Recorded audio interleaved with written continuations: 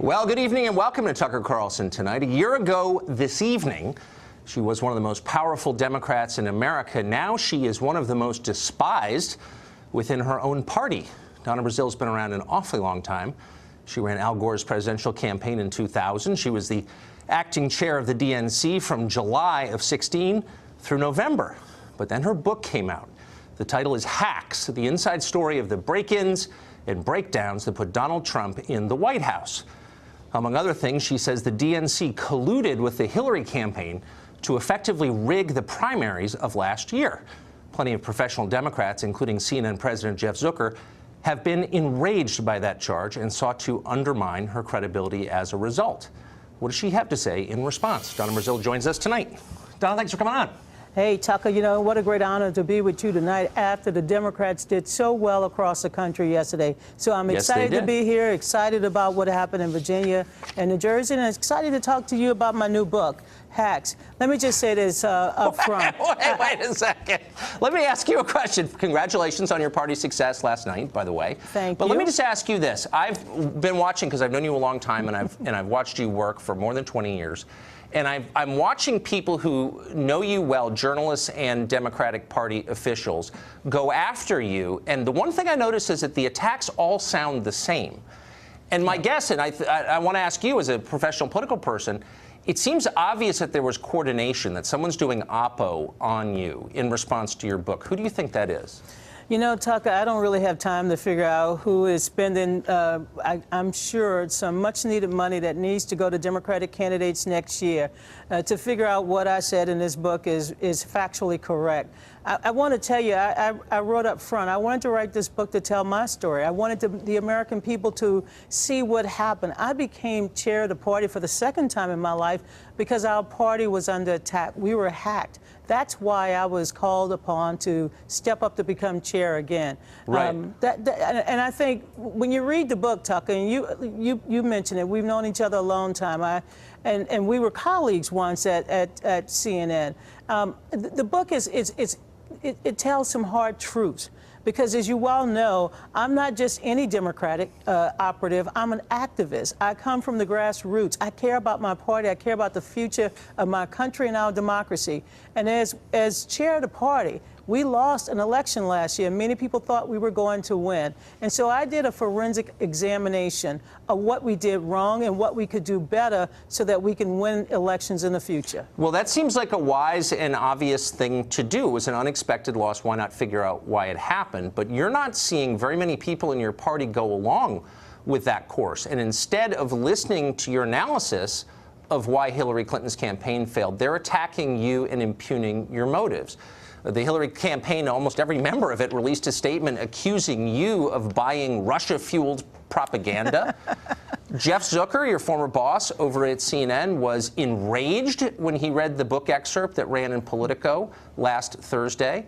And you're seeing your former colleagues say you're just doing this for the money. Why aren't they more willing to listen to the prescription that comes out of this book? Well, first of all, many of those individuals who signed that letter, I know them. I've been in the trenches with them for more than 30 years of my adult life. And if I had to go back in the trenches with them next year, I will go back because I believe in justice and fairness and equality. But I want to tell you, when I became chair, I didn't take a salary from the DNC. I gave up everything. I took a leave of absence from CNN and ABC.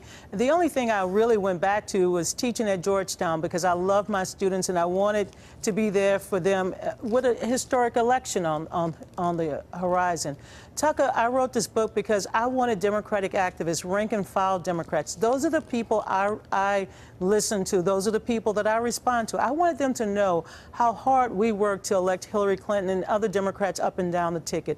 We came up short, as you well know, Tucker, less than 80,000 votes short in 3 states. Then tonight we would be having a different conversation. Right. We would be talking about Hillary Clinton's first year in office. Instead, we're talking about, you know, how the Democratic Party can come back stronger so that we can become more competitive in 2018 and beyond. And what I saw last night, I see a party that is capable of coming back out of the wilderness. I see a party with fresh faces, new blood, new energy, in large part because Tom Perez and Keith Ellison, Karen, and so many other people on the DNC, they are working hard to change things for the country.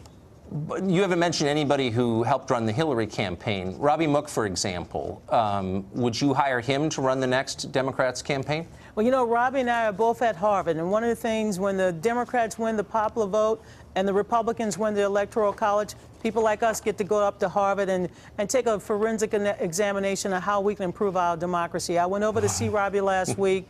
Look, I have great respect for Robbie and his team, but I was very tough on them in the book. Before you go on, I was very tough on them in the book. I know you were, and I want you to see what he's saying about you now on television. Here's part of it. The idea that the DNC could rig a contest, frankly, is laughable. The allegation she's making there simply isn't true. We certainly don't recognize the campaign she describes. We also don't recall some of the events she said that happened. I'm sure her publisher put her under a lot of pressure. I wish she just put her foot down and said, no, I'm not going to do this. So he's describing you as a hapless pawn of your publisher.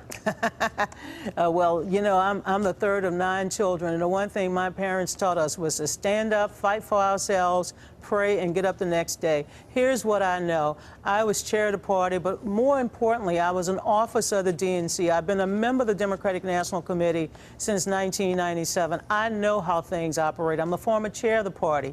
So to suggest to anyone that I don't know what I'm talking about, really, I'm not focusing on what Robbie is saying. I am focusing on making sure that grassroots Democrats know that our party is going to become stronger. You have to let these wounds heal. We had a very competitive primary. I don't know when the Republicans will sit down and heal their wounds, but we are healing our wounds, and we're going to learn how to become a stronger, more effective party in the future. So here's part of what you say about Robbie Mook in the book. You said, I'm quoting, "I've worked with men all my life in politics, and I can sense when they get to this part about not being able to deal with a woman. It was not a racial thing, it was a gender thing. Every time you mention that they're trying to shut you down because you're a woman, all these guys are like, no, no, no, no, no." So my question is, you're saying you were the victim of sexism from the management of the Hillary Clinton campaign. What was their response when you said, look, don't treat me different because I'm a woman? Well, you know, I may have also stated in a book, I think I did in 3 or 4 chapters, that it was also generational. Remember, I come from the old school. I come from the school when you have a 3x5 index card.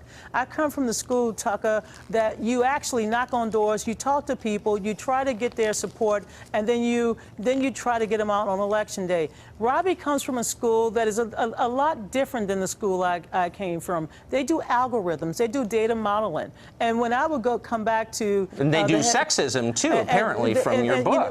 Which is a little weird, since Hillary ran a whole campaign on breaking the glass ceiling, and here's the guy running her campaign diminishing you because of your sex. It seems ironic, maybe. You know, it was dismissive. I don't, condescending and dismissive, those are the words I characterize in the book. Because I came back and said, Robbie, I just left Little Haiti, or Robbie, I was in Cuyahoga County, or Robbie, I just left Colorado. And I wanted the campaign to understand that we needed yard signs, we needed radio spots. You know, on August 19th, when Donald Trump said, what the hell do you have to lose? He made that comment in front of a black audience. Here I was, the chair of the party, and last time I checked, I am black.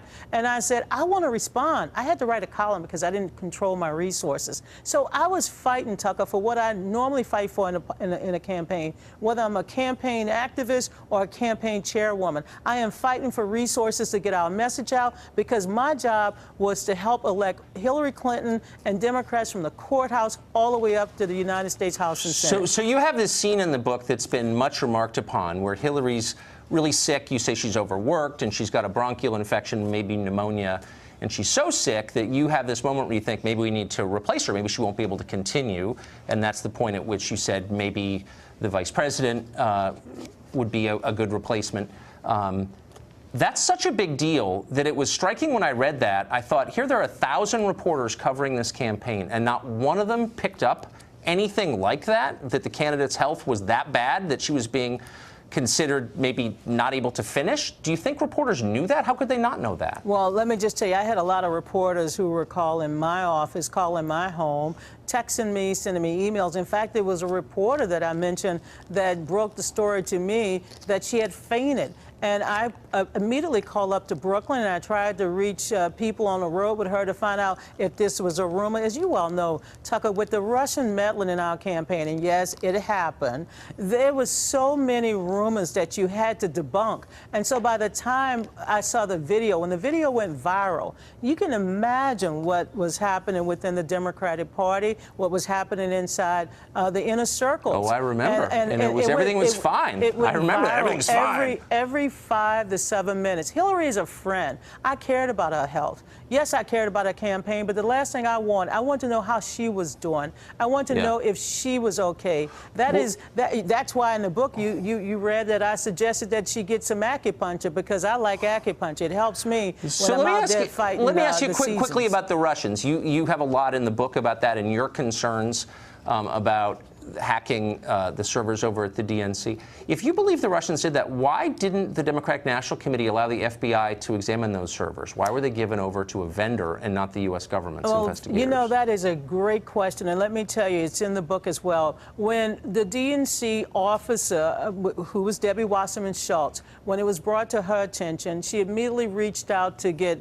cybersecurity experts on board. She reached out to a former number 3 at the FBI who is currently working with a group, an organization called CrowdStrike. Yes. Along with our cyber attorney, they provided the FBI with everything that they requested. Remember, we were still using our system. Come on now.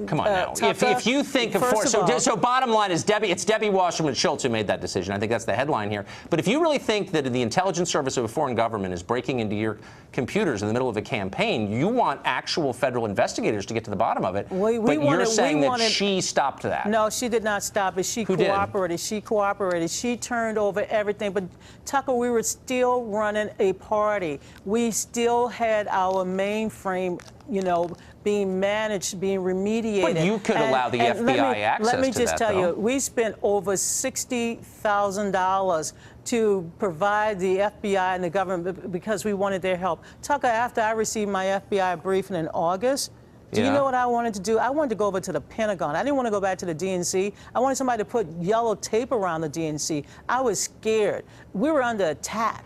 And, we signed. Well, I don't know if we were under attack or not, because federal investigators never had access to your servers. If you recall, James Comey went under oath and said that he was able to get everything he needed from the DNC. He doesn't know from this credible source. He doesn't know that. No, because he didn't have access to your servers. He shouldn't have said that. Why would we hold on to servers that were I don't know the answer to that. I was hoping to get it from you. Well, when I became chair, let me just say this. From the moment I became chair, we cooperated with DHS, FBI, CIA, anyone who would help us. We wanted help. Yeah, but not enough to give them your service. Our country was under attack, Tucker. It wasn't just the Democratic Party. No, look, I mean, we don't know the answer because Debbie Wasserman Schultz apparently wouldn't turn them over. So a couple of days ago, a Hillary Clinton supporter had this to say about you on this show. I don't know whether Donna Brazile is a kook, but what she says is kooky. Now, we're going to get your response to that next. I'm going to give you 3 minutes to formulate your response to Richard Goodstein. More with Donna Brazile in just a minute. Thank you.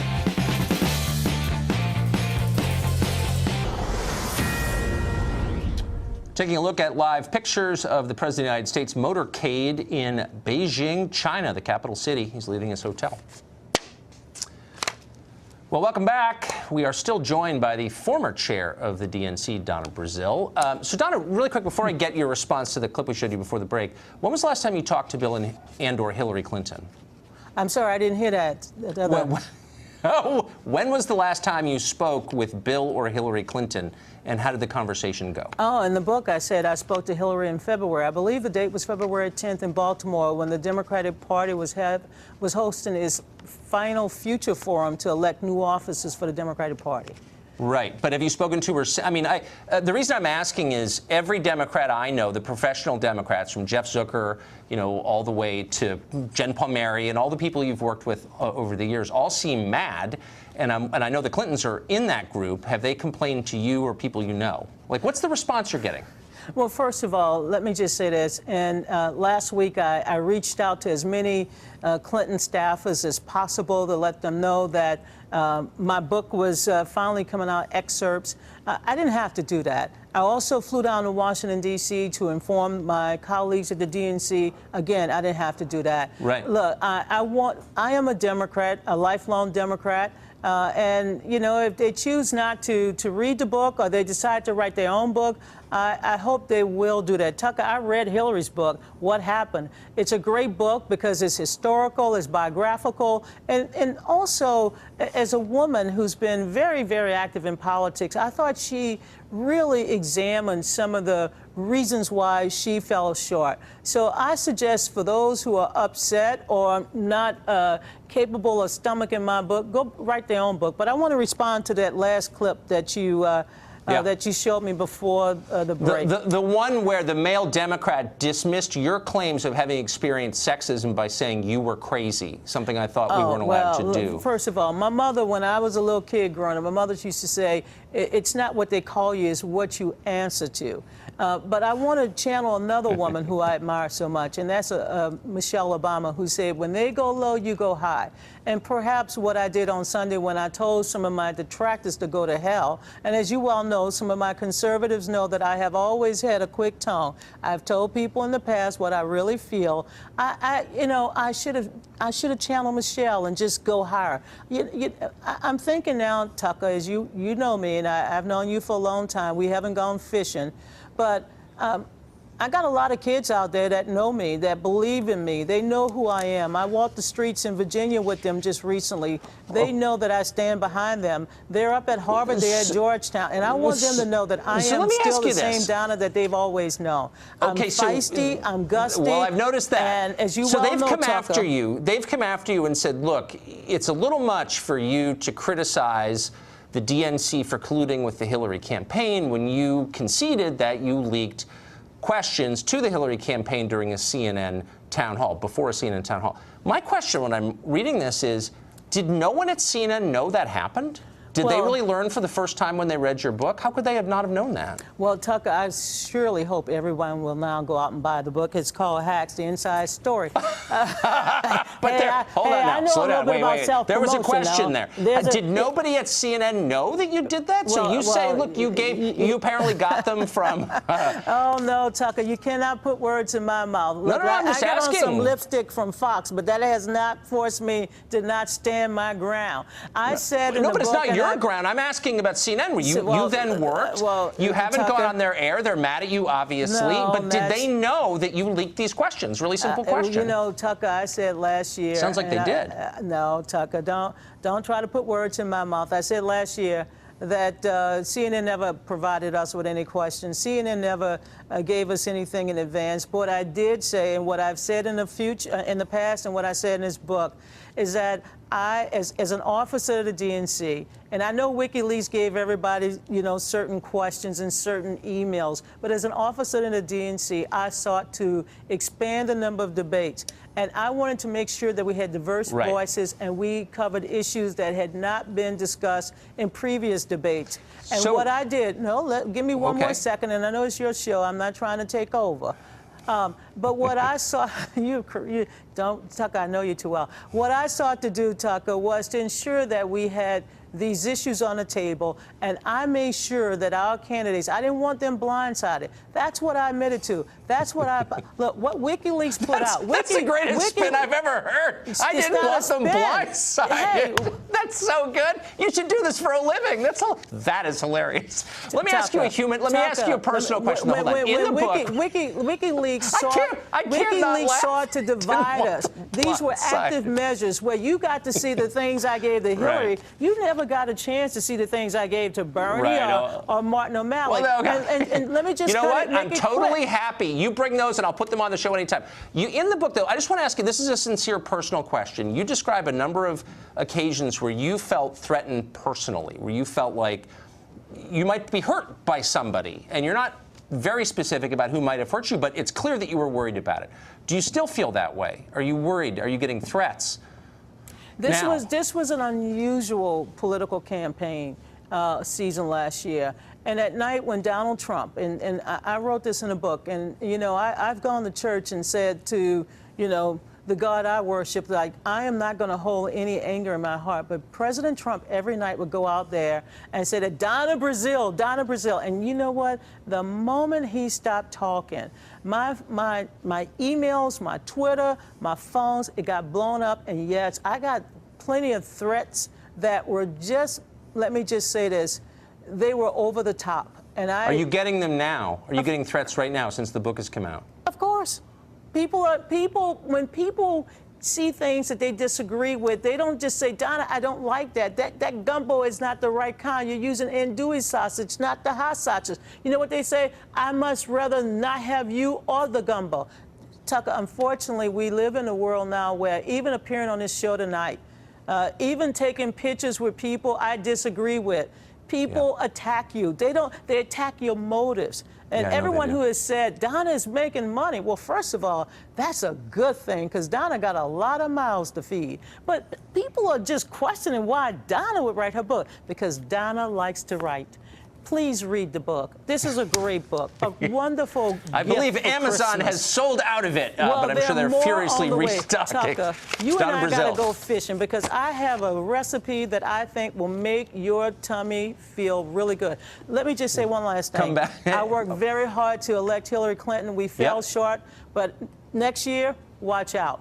Next year is going to be a blue wave, Tucker. I hope you have me back on the show. Anytime. All Donna right. Brazile, ladies and gentlemen, thanks for joining us. Thank you, Tucker. So what does a Hillary Clinton backer have to say in response to what you just heard? Chris Hahn is a syndicated radio host and a former aide to Chuck Schumer, and he joins us tonight. Chris Hahn, thanks a lot for coming on. Anytime, Tucker. So look, despite, I mean, we just heard some explanations, you know, not all of which were entirely clear. But the bottom line remains this. Donna Brazile called early that the campaign was ignoring the basic theme of the season, which was populist economics. Okay, she got that. Robbie Mook and the rest of the people in Brooklyn did not get that. They mistreated her, she said. They did not take her seriously because she was a woman. She says she experienced sexism in that campaign. I don't think that's something Democrats can brush off as ridiculous. And third, she says that Hillary Clinton actually really was sick, genuinely sick, and that someone who was running the Democratic Party and wanted her to win was so worried she thought about replacing her. Those are not small things. No, they're not small things, but I will say in defense of the sexism charge, they treated a lot of people poorly, and it's probably why they're not president right now. You know, there was a lot of grassroots activists that were very turned off by what was going on in Brooklyn, and that was a major flaw in the campaign. And as they do the autopsy of that campaign, that's one of the things that gets repeated over and over by people I know who are close to it. Right. I think that's an honest response, and I've heard that from a lot of people. But it elides over maybe the core irony here, which is that a campaign whose whole rationale was empowering women was treating at least one woman less well because she was a woman. Sexism from the Hillary campaign, I mean, that honestly, do you know what I mean? That's like PETA opening a butcher shop. It's just, it's weird. Yeah, I mean, you know, I listened to the entire interview, and it was a great interview, and I don't think she really confirmed that it was sexism, but it definitely was. She was treated poorly. She was treated poorly by them, and I don't doubt that at all. In fact, you know, look, there was this "I'm smarter than you, leave me alone" attitude from that campaign, which was part of their flaw. And Donna Brazile was right. They were ignoring the signs in the street because they were trusting those algorithms too much. And that's what happens when you do that, I guess. You got to use both. You got to be in both places. No, I think that's right. And yet, rather than admit that, I mean, that's clearly true, okay? It's clearly true. Right. And yet, rather than admit it, you're seeing this weird little cult around Hillary gather around and think of ways to rebut Donna Brazile's book. Basically, it's all defense. Let's attack her. Instead of just conceding, you know, it was kind of a badly run campaign. Obviously, they lost. Why is that always their instinct? Let me just key on a word you said, little cult. Because it is a very little cult at this point. Most of the people who are against Donald Trump have moved on. That was very evident last night in Virginia and other places in the country. So while there are going to be some loyalists to her who will fight till the death for every last criticism of the campaign and of her, I think it's a very small group, and I think most people have moved on at this point. Yeah, it seems to include an awful lot of reporters, which is why it annoys me. But I think your point is probably fair. Chris, thank you. Anytime. One of the most interesting revelations from our Donna Brazile interview, Mark Stein joins us after this. We're also watching the president's welcome ceremony in Beijing, China. We'll be right back with that as well.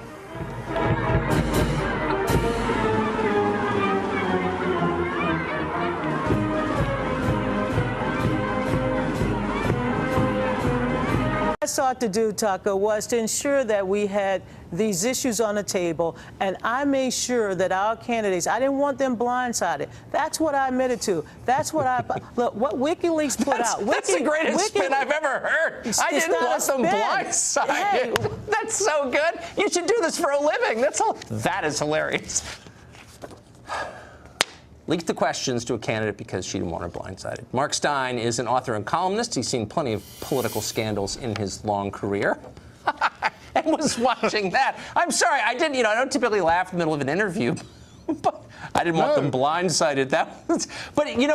She didn't answer my question, which it's hard to believe that nobody knew that had happened. Maybe nobody did, but it's hard to believe that. Well, she answered with one of the all-time great lines in the history of broadcasting. She said, "You should have seen the things I leaked to Martin O'Malley." And actually, I would like to see that, because I believe that's actually a big box of nothing. I don't believe, I like her as much as everyone likes her, and you should go fishing with her. I'd rather go fishing with Donna Brazile than go fishing with Hillary Clinton, because you get the feeling you'll be sleeping with the fishes by the end of the afternoon if you go fishing with Hillary. But I do not, she says a lot of, I do not believe that Martin O'Malley was, his email account was buzzing with helpful non-blindsiding leaks from Donna Brazile. Kind of hard to imagine that. It's interesting, though, the venom that has come out from Democrats since this book emerged. I mean, look, Hillary lost. It was obviously a massive failure on her part. That's not hidden. The Democrats know that. And yet, Democrat after Democrat has said, and many in the media basically, why would you betray the party, especially before a critical election, yesterday's election? They were infuriated by the timing of this. Kind of a Stalinist response, I thought.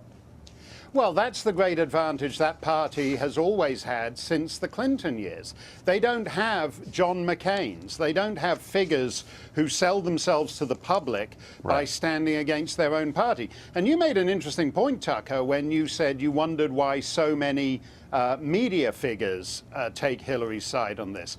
I think Hillary has two kinds of supporters. I think she has bagmen like the outgoing Virginia governor, Terry McAuliffe, who basically looks at the Clintons and thinks, I'd like to be doing sleazy 10-figure deals with Kazakh oligarchs just like Bill and Hillary do.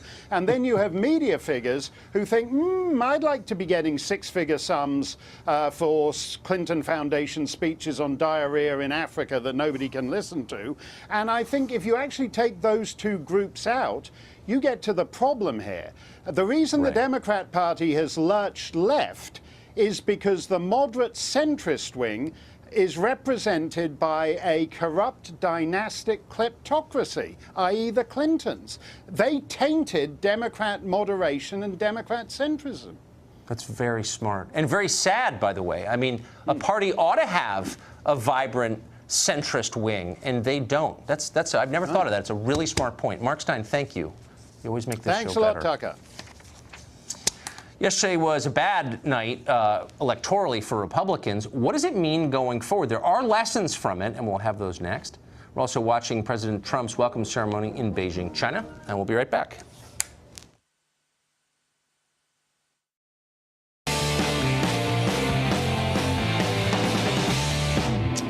Last night's elections were pretty awful for Republicans. Bill de Blasio, who's probably the least impressive mayor in the United States, easily won another term in New York City. Democrats took the New Jersey governor's mansion, installing yet another Goldman Sachs alum in a position of political power. In Washington state, Democrats won the Senate, and with it, total control of state government. But Republicans had their very worst night in Virginia. Ralph Northam beat former RNC Chairman Ed Gillespie by almost 9 points. That's 3 points more than Hillary Clinton's performance in Virginia last fall. It's almost 7 points ahead of Governor Terry McAuliffe's win 4 years ago in Virginia. Yesterday morning, to put it into perspective, Republicans had 2/3 of Virginia's House of Delegates. Now, depending on how a few races shake out, Democrats could have a majority. It was a rout. How did it happen? Well, Donald Trump is unpopular in Virginia, and that's definitely part of the reason. But it's not the whole story. Democrats won after embracing the dark side of American politics, exploiting racial fears and deepening tribal divisions. In real life, Ed Gillespie was a pro-immigration moderate. By the end of the race, Democrats and their reliable allies in the press were dismissing him as a white supremacist. Northam's allies ran the single ugliest political ad in living memory. It charged that Republicans want to hunt down and murder non-white children. The ad didn't make a political argument. It didn't take a position on taxes or crime or the environment or schools or anything that might make the state or the country a better place. Its only purpose was to terrify and divide. This is the politics of racial hatred. Vote for me because the other guy wants to murder your kids. Our opponent isn't misguided. He's evil. There's no defending an ad like that, but Democrats did it anyway. In a normal party, someone with perceived moral authority would have stepped forward to denounce the ad. Barack Obama, maybe, or Bill and Hillary Clinton. But all of them were silent and allowed the race baiting to continue in Virginia, and it did. This is an ominous development in American politics precisely because it worked so well. Democrats across the country inevitably will imitate what just happened in Virginia, and they'll probably win a bunch of races as a result. You'd think they'd care about the consequences of sowing racial division in an already racially divided country, but they care about winning more. Northam's victory tells you a lot about the Democrat strategy going forward. The party has all but stopped making rational arguments or even trying to win swing voters over to its positions. That's time-consuming. It requires compromise. It's much easier just to change the composition of the voter base. More than 50 years after Ted Kennedy's Immigration Act, it's no longer even necessary for Democrats to win native-born middle-class Americans who work in the private sector, so they stopped trying. Virginia has transformed politically because it has been transformed demographically. For example, in 1970, 1% of that state was born outside the United States. Today, that number is 12%. 12% of Virginia is foreign-born, and that has made all the difference. So if you're wondering why the idea of national borders is suddenly so unpopular among Democratic office holders, if you're wondering why the deadly plague of opiate addiction in middle America causes barely a stir in Washington, now you know the answer. They're not their base anymore. They've replaced you. Well, you shouldn't get too apocalyptic about any one election result, though today marks the one-year anniversary of what is, pretty much beyond a doubt, the most remarkable election result of the past 40 years. It turned out to be a humbling event for the press, which went into the race absolutely to a person believing Hillary Clinton could not lose. Not only does Florida fall to Hillary Clinton, but this election overall we could be talking landslide. Trump is headed for a historic defeat. I think that she's going to have a very good night. I continue to believe Mr. Trump will not be president. And the reason is because I have a lot of faith in the American people. You'll be shocked to learn that Bret Stephens was wrong, and everyone else, too. These experts and some celebrities showed what they thought of the result and the American people's choice immediately upon learning about it. Watch. America is crying tonight. I'm not sure how much of America, but a very, very significant portion, and I mean literally crying. Deeper concerns tonight that the world's shining light of democracy has gone dark. Because I'm on this network and people know my attitudes about things, they come up to me and they're scared, depressed, despair, desperate even, almost clinging to me. You have people putting children to bed tonight, and they're afraid of breakfast. They're afraid of, how do I explain this to my children? That's a pretty extraordinary thing to say. If you have a son in the Marine Corps and that you don't trust the commander-in-chief. The people in the military defend the Constitution. The message that I want to spread out to other women is exactly what you're saying, is not to give up. Sorry, I hate crying. She deserves to be the first female president. And that's what makes me so sad. Anybody but Donald Trump. Anyone. Well, the ruling class was hysterical. Thought we'd remind you of that. Why were they? Because it all disempowered them. They thought they were in charge and found out they weren't. Remember that. Well, a powerful liberal group says it's time to remove the Star-Spangled Banner as the national anthem. Why? We'll talk to someone who agrees with that call next.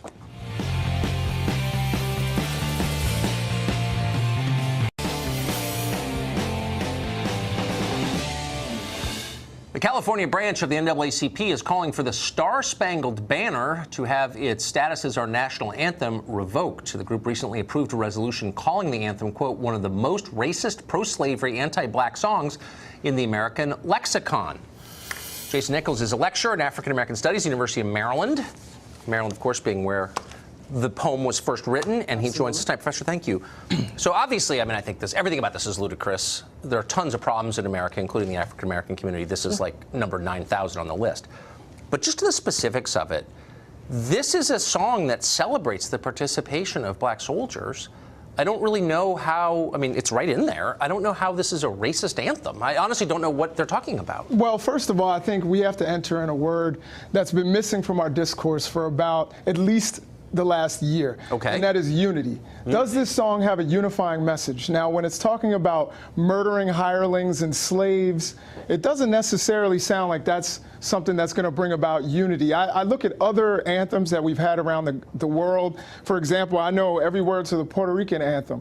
Now, when you listen to that, you like that one better, I guess. I think it's a beautiful song. I think we can do better in representing each and every American. Isn't that what an anthem should do in all of our symbols? Yeah, I mean, look, if we had an anthem that called for murdering Americans of any kind, free or enslaved, or I would be against that. So you're saying that the descendants of those slaves who are Americans like me, that their feelings or anything doesn't matter? I think they do matter. I think they do. That's great. I just don't know where you're getting that. There's nowhere in the song that says anything like that. Well, actually, I mean, the song, first of all, mentions slavery and then the land of the free in the same stanza. That makes us sound kind of contradictory to the world. Well, I mean, so does the Declaration and the Constitution. I mean, this was written in 1814 when the Constitution makes no direct No, it doesn't. But I'm just saying, look, the song does not call for the murder of any American, okay? And again, here it is. Oh, thus be it ever, when freemen shall stand, that is African Americans, free ones, between their beloved homes and the war's desolation, blessed with victory and peace, may the heaven-rescued land, etc. Let's go up to the third stanza. All right, here's the third stanza. And it's extremely violent also. Yeah, but it's not against Americans. It's saying it's against slaves. So you're no. It's against the British soldiers, and it says whether they're hirelings or slaves, like anybody who's fighting on behalf of the British. Okay, this is a description of a battle from a war against a foreign power. Understood. So slaves who were fighting for their own freedom under whatever circumstances, you believe that we should, as a nation, have an anthem that talks about their death? Of course, I couldn't be more opposed to slavery, obviously. My only point is that this song is about fighting British forces. And it's just saying, whoever is coming from this other country, we don't care what your status is. If you're coming here to fight us, we want to beat you, because it's a song about a war. It is a song... So should that really be our national anthem? Shouldn't it be about the beauty that America is, like America the Beautiful? Well, I don't know. I mean, it's about the beauty of the flag waving over Fort McHenry in Baltimore, and we're still here, and we won, and we're still a country. It's like, it's awesome. The other thing that we have to understand is this wasn't our anthem until 1931 is when it became our national anthem. That's actually not true. We shouldn't argue for tradition for tradition's sake. That's what the argument that people made for Jim Crow. No. That's the argument that people made. It has nothing to do with Jim Crow, obviously. No, but that's not what I was saying. The U.S. Navy was their official flag raising song in the 1880s. But as our national anthem, it did not happen until 1931. Okay, but so what? I'm just saying for your lifetime, for mine, for almost every living American, this has been our national anthem. No one has ever seen any racial overtones. There aren't any in the song. No one ever saw it. I teach it every semester. Well, you do, because you're trying to subvert the idea of this as a national symbol because you're a left-winger. But the truth is, it's not inherent to the text. It's not there. Well, did you read that again? Yeah, I did, and you were wrong. They're talking about foreigners. You absolutely started to cut it off. They're not Americans. No, I didn't. These so again, are foreigners. enslaved people, because they didn't have the rights of citizenship. Their lives didn't matter. No, because they're British soldiers. That's the point, because they're foreign soldiers. Because they were fighting for their own freedom. And the Brits enslaved them, and they shouldn't have. And I agree with that. But, we're against people we're fighting wars against. That's it. Anyway, keep this song. Spend your time doing wholesome things. Thank you, Professor. The press has been fear-mongering on guns for a long time, but USA Today just took it to an unbelievable new level. This is real. We checked. You can't miss this. Stay tuned.